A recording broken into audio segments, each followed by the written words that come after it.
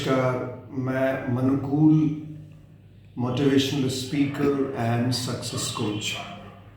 I have trained, counseled and motivated more than 6 lakhs students, teachers, parents and professionals across the country in different schools, colleges, universities through my seminars, workshops, videos, books.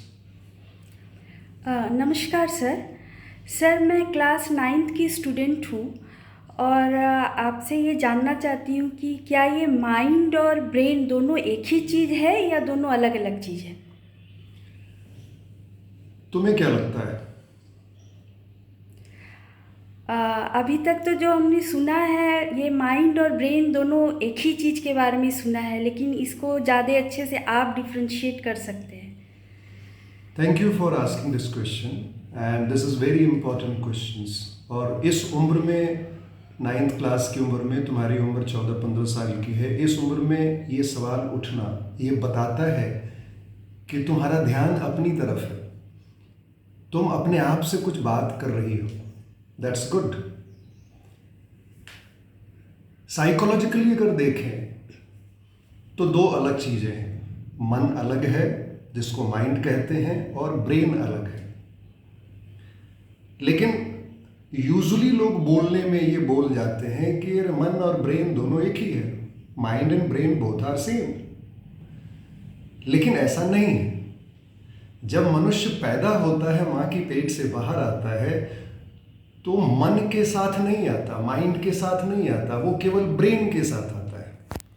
क्योंकि brain और शरीर का संबंध interwoven है, दोनों एक दूसरे के बिना नहीं है।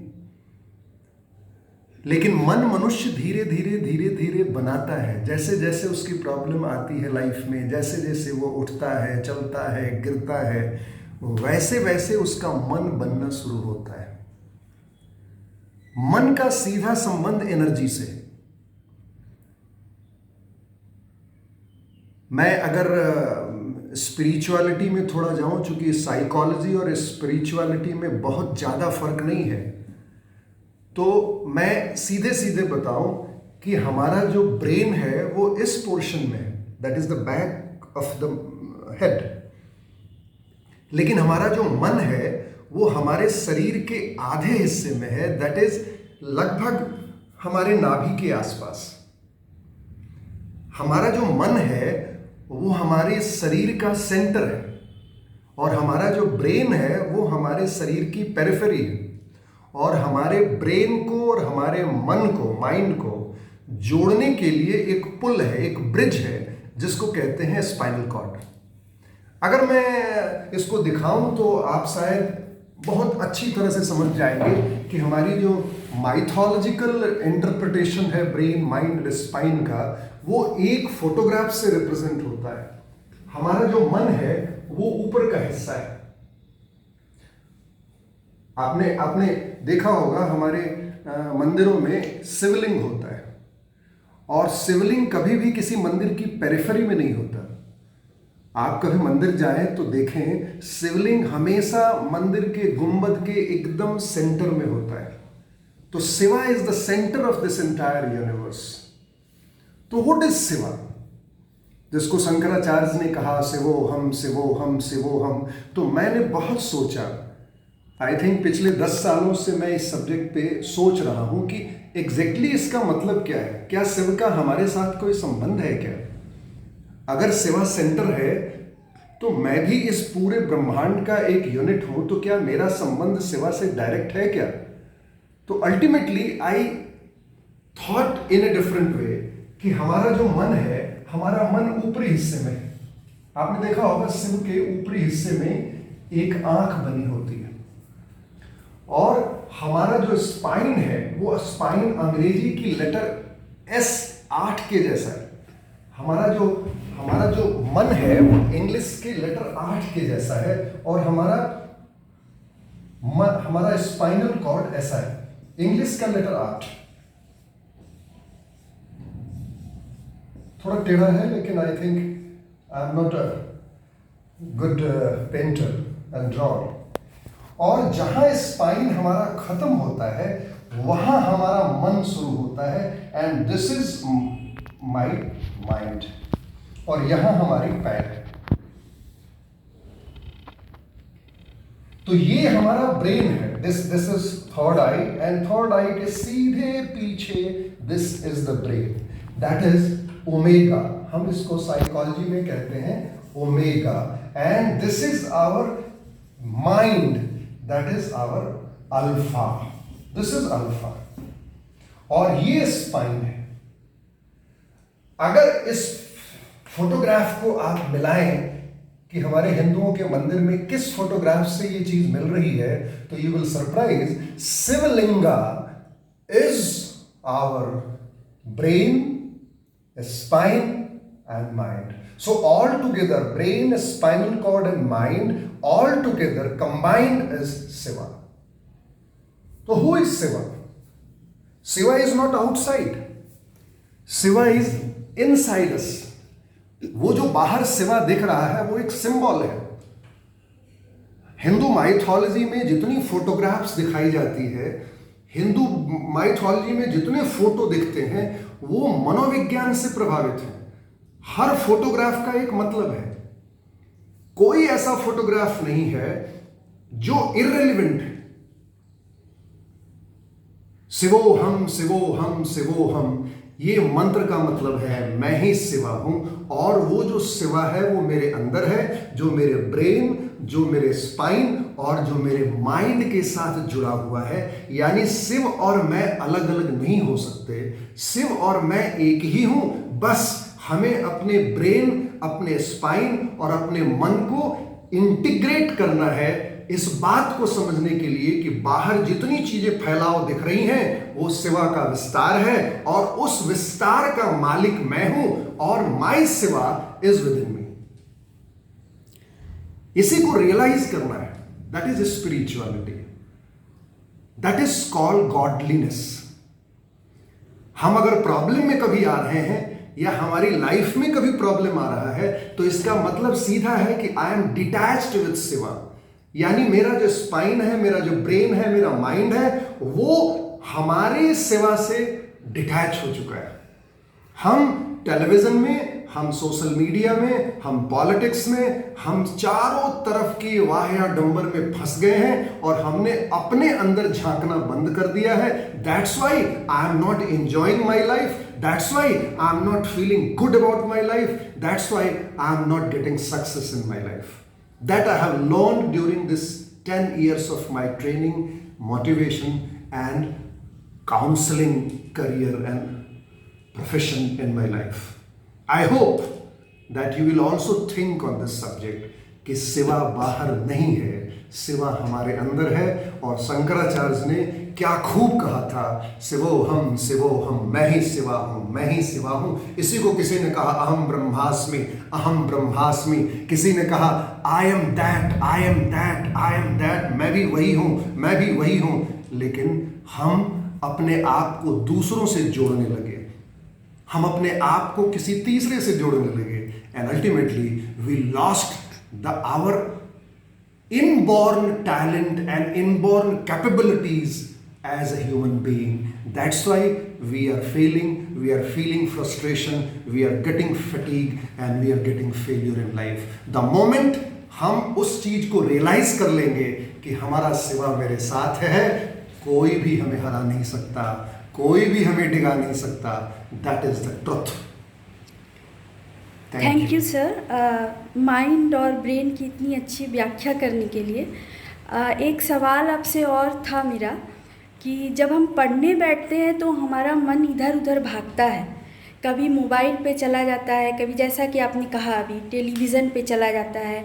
जिस सब्जेक्ट को हम लेकर बैठते हैं उसमें बैठे ही नहीं रहते हैं, और फिर थोड़ी देर में किताब बंद करके इधर उधर घूमने लगते हैं. तो अपने माइंड को किस तरह से एकाग्रचित करें कि हमारा पढ़ने में बहुत ज़्यादा और अच्छे से ध्यान लगे. ये सब्जेक्ट बड़ा कॉमनली यूज सब्जेक्ट है. इस सब्जेक्ट को मैं बोलूँ अगर साइकोलॉजी में एक वर्ड आता है तो दैट इज कॉल्ड कंसंट्रेशन. हमारा कंसंट्रेशन नहीं है, हमारा फोकस डाइवर्टेड है. उसका सीधा संबंध हमारी ब्रेन और हमारे माइंड से. हमारा माइंड बना किस चीज से है, ये बात समझना पड़ेगा। हमारा माइंड बना है एनर्जी से। Mind is the bundle of energy. मैं बोलूं माइंड में और बॉडी में बहुत फर्क नहीं है, माइंड और मैटर में बहुत फर्क नहीं है। माइंड जब विस्तार करता है तो बॉडी बन जाता है, और बॉडी जब माइक्रो माइक्रो माइक्रो माइक्रो छोटा हो जाता है तो माइंड बन जाता है। तो माइंड का सीधा संबंध हमारे खाने से है, हमारे फूड हैबिट्स से है। इसीलिए लोगों ने कहा जैसा होगा अन्न वैसा होगा मन। तो हमने पहले अपने खाने को देखना पड़ेगा। It is not very simple thing to concentrate. हम खाना खाते हैं नॉनवेज रोज, हम पिज्जा खा रहे हैं, हम बाहर की सारी चीजें खा रहे हैं, हम सड़क पे जो चीजें बिक रही हैं उसको खा रहे हैं, और हम शराब पी रहे हैं, सिगरेट पी रहे हैं, गुटखा खा रहे हैं। तो हम मन कैसे लगाएं? इसलिए हमारा मन पहले सात्विक होना चाहिए। हमारा मन पहले सुंदर बनने के लिए पहले फूड हैबिट्स जो बचपन से होनी चाहिए। अभी तुम 9th क्लास में हो तो अभी से तुम्हें इस पे ध्यान देना पड़ेगा कि अगर मुझे बहुत बड़ा सपना अचीव करना है तो मुझे पहली चीज पे ध्यान देना चाहिए कि मेरा खाना कैसा है, how I eat, what I ईट। अब खाना से बनता क्या है? खाना से हम जब जितना खाते हैं उसमें करीब 20 to 30% हमारी एनर्जी बन जाती है। That is called sex energy, that is called life energy. कुछ मसल्स बन जाती है, कुछ बोन मैरो बन जाती है, और जो एब्जॉर्ब नहीं होता शरीर में वो एग्जीक्रीट कर जाता है टॉयलेट के रास्ते, यूरिन के रास्ते। अब हमने जैसा खाया है वैसा मेरा शरीर बन रहा है, वैसा मेरा मन बन रहा है। और दूसरी चीज वो एनर्जी क्या है? वो सेक्स एनर्जी। यानी मन का संबंध, इस माइंड का संबंध सीधे हमारे सेक्स एनर्जी से। तो इसीलिए कहते हैं अगर हमें पढ़ना है, अगर हमें किसी चीज पे ध्यान देना है, अगर हमें फोकस करना है तो पहला काम करें, first step is that I have to see what I am eating. अगर हमने खाने पे ध्यान दे दिया, खाना सुधार लिया, तो हमने 50% अपने ऊपर जीत हासिल कर ली। अब दूसरी चीज जो डिस्टर्ब कर रही है हमारी ब्रेन, और हमारी ब्रेन का संबंध सेंसेस से है, और उसमें सबसे प्रोमिनेंट सेंस है हमारी आंखें। ये 87% डेटा देती है। Eyes are giving 87% data to brain. और हमारी आंखों के सामने क्या है? एडल्ट मूवीज, गंदी गंदी फिल्में, बहुत सारी चीजें जो हमें देखना नहीं है, जिसकी हमारी जरूरत नहीं है। एट द एज ऑफ 16, 17, 15 हम सोशल मीडिया पे राहुल मोदी पे लगे हुए हैं, हम रिलीजन पे बात कर रहे हैं, अनप्रैक्टिकल चीजें बात कर रहे हैं, हमें आता कुछ नहीं है, लेकिन हम पॉलिटिकल चीजों को, सब चीज को उसमें घुसाए जा रहे हैं। इसलिए हमारा ब्रेन यहाँ पे जो डेटा दे रहा है, ब्रेन को आंखें जो डेटा दे रही हैं उसकी हमारी जरूरत ही नहीं है, और हम वो सारी डेटा अपने सबकॉन्शियस ब्रेन में इकट्ठा कर रहे हैं। ब्रेन 3 भाग में बटा है, कॉन्शियस, सबकॉन्शियस एंड अनकॉन्शियस। अब सबकॉन्शियस ब्रेन जिसमें हमें अपने ड्रीम को डालना था, हमें क्या क्या चाहिए था उसे डालना था, हमने वो चीजें डाल दी जो हमें नहीं चाहिए। हमने गाली डाल दी, हमने कचरा डाल दिया। अब ऐसा ही है कि हम अपने कमरे में सोना चाहते हैं, बहुत अच्छा, लेकिन हम अपने कमरे में कूड़ा करकट डाल रहे हैं, हम अपने कमरे में झाड़ू नहीं डाल रहे हैं, रीडिंग नहीं कर रहे हैं, और अल्टीमेटली हम सोच रहे हैं कि बीमार नहीं पड़ेंगे। हमारा मन इसलिए नहीं लगता है कि हमारी फूड हैबिट्स खराब है, और हमारा मन इसलिए नहीं लगता है पढ़ने में क्योंकि हमने गलत गलत चीजें देख देख के फोटोग्राफ को अपने सबकॉन्शियस में डाल दिया है। तो जो बोया है वही काट रहे हैं। अब हमारा मन पढ़ने में नहीं लगेगा। जैसे मैं पढ़ने बैठूंगा ऐश्वर्या राय दिखेगी, जैसे मैं पढ़ने बैठूंगा मुझे शाहरुख खान दिखेगा, मुझे वो गीतें याद आनी जाएंगी जो गीत की जरूरत नहीं हमें। यानी मैंने इसमें प्रोग्राम कर डाला है वो चीजें जो मेरे हेल्थ के लिए जरूरत नहीं है, जो मेरे सपने से भी मैच नहीं करती। मुझे बनना इंजीनियर है तो मेरे सपने में सारी वो इंजीनियरिंग की चीजें, फिजिक्स केमिस्ट्री की चीजें यहाँ पे बोनी चाहिए थी, लेकिन यहाँ मैंने कटरीना कैफ को डाल के रखा है, यहाँ मैंने राहुल गांधी और मोदी को डाल के रखा है, और हम 24 घंटे वही बात कर रहे हैं। मैं रिक्वेस्ट करूंगा आपसे और आपके उम्र के सारे बच्चों से कि हमें अगर फोकस करना है, कंसंट्रेट करना है, तो 2 बातों पे ध्यान, food habits and what we are seeing, what we are watching, that should be in a very disciplined way. तब हमारा ये शिवलिंगा काम करेगा। हमारा शिवा हमारी मदद नहीं कर रहा है, हमारा ईश्वर मेरी मदद नहीं कर रहा। हम चाहे कितना भी जल डाल दें, हम कितना भी जाके मंदिर में पूजा करा दें, चाहे मस्जिदों में जाके अजान डाल दें, चाहे चर्च में जाके घंटी बजाएं, उससे कोई फर्क नहीं पड़ता जब तक हम अपने मंदिर को साफ नहीं करेंगे, जब तक हम अपने शिवा की आरती नहीं करेंगे, जब तक हम अपनी आरती नहीं करेंगे, तब तक कुछ नहीं होने वाला। Nothing will change. Thank you sir. ये इतनी अच्छी एक्सीलेंट व्याख्या के लिए बहुत बहुत आपका धन्यवाद। मैं ही नहीं, सारे स्टूडेंट वर्ग अगर आपकी इन बातों पे अमल करें, इम्प्लीमेंट करें, तो definitely they will successful in their life. Thank you.